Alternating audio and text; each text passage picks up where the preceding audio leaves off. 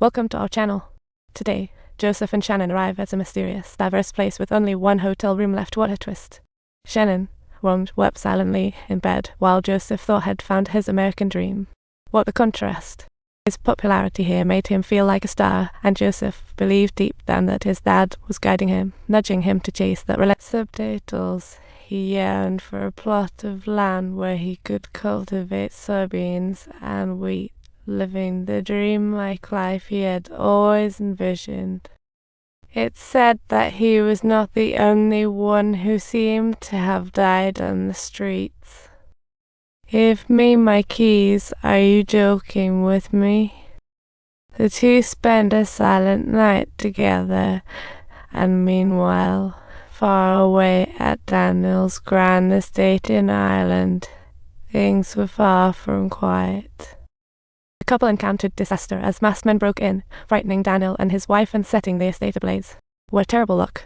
Luckily, Stephen arrived just in time to chase off the arsonists, saving the couple's lives, but the estate turned to ashes. Ouch, that hurt. Earlier, Shannon had written to her dad, and the couple knew their daughter had been busy in Boston for months. They decided to search for their missing daughter, and Stephen felt a jolt, thinking he also needed to go to Boston to find Shannon while Shannon was.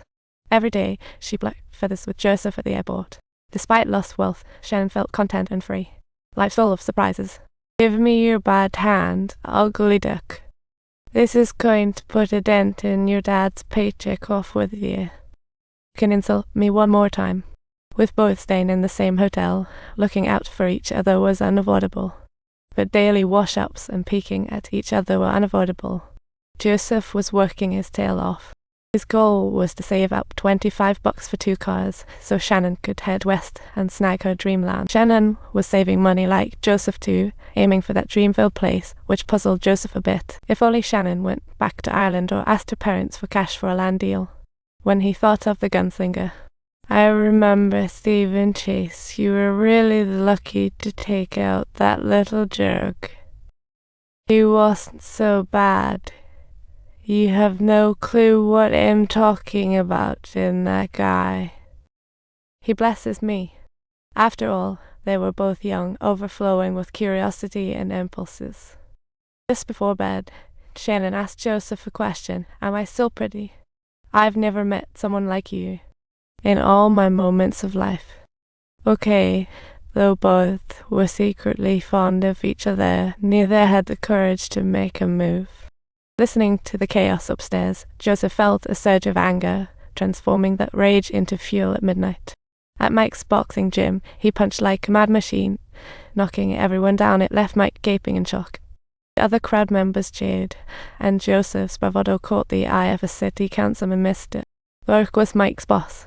Every project Mike was involved in needed Mr. Burke's approval, and after Joseph left, Shan struggled to sleep. A little horse seemed to kick inside her, making her restless, till late Joseph came home tipsy. He was escorted home by a lady who had danced at the gym, and seeing this, Shannon was immediately stunned. Grace helped him to bed. Grace was even cooing sweetly, which made Shannon even more suspicious. Grace even asked Shannon to learn more about Joseph. Shannon just smiled a bit and didn't reply. Back in their room, Joseph had $4 from boxing stashed in his boots. That's more than what Shannon earned in a month at the airport. If he keeps this up, he might save enough for a wagon before winter hits. But this made Shannon feel uneasy, as Joseph could very well head west first, which he desperately wanted to avoid. From that day on, Joseph became the undefeated champion of the boxing gym.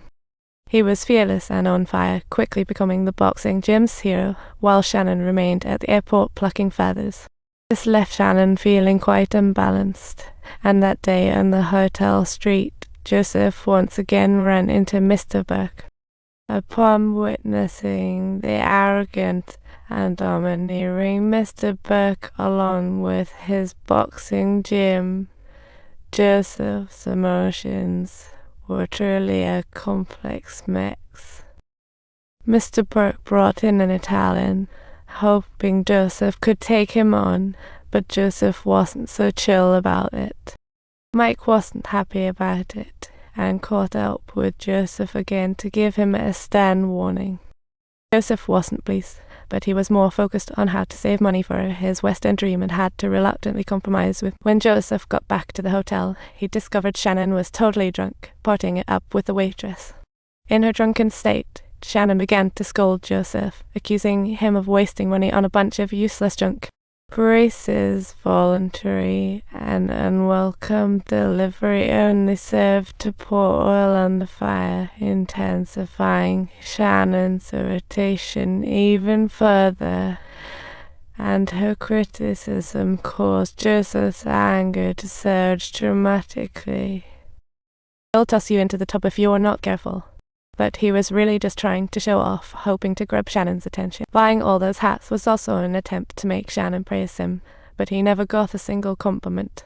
Subtitles, but instead, she got quite angry and scolded Joseph severely, leaving him utterly bewildered.